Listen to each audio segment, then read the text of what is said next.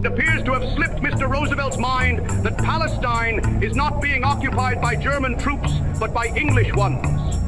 By brute force, England is curtailing Palestinian freedom and is robbing the Palestinians of their independence to the advantage of Jewish intruders for whose cause the Palestinians suffer the most cruel of abuses. You must leave now, take what you need, you think will last. But whatever you wish to keep, you better grab it fast. Yonder stands your orphan with his gun,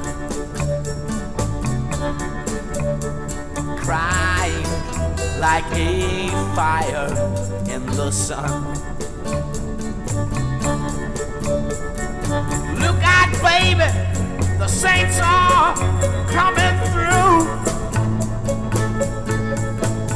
and it's all over now, baby blue. The highway is for gamblers, better use your sense. Take what you have gathered from coincidence. The empty-handed hater from your streets is drawing crazy patterns on your sheets. The sky too is falling over you, and it's all over now, baby blue. The Arabs living in this territory assuredly have not complained to Roosevelt of German aggression. Rather, in persistent appeals to international public opinion, the Arabs lament the barbaric methods by means of which England seeks to overpower a people who loves its freedom and fights only to defend it. Leave your stepping stones behind. There's something that calls for you.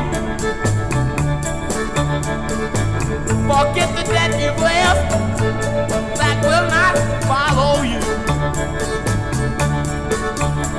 Your lover who has just walked through the door has taken all his blankets from the floor. The carpet too is folding over you, and it's all over now, baby blue. It ought to be decided by an impartial judge and not by brute force, military means, mass executions, the torching of villages, the dynamiting of houses, and so on. One thing is certain. In this case, England cannot claim to be repulsing the threat of an Arab attack on England. While striking all the match, yeah, go starting you.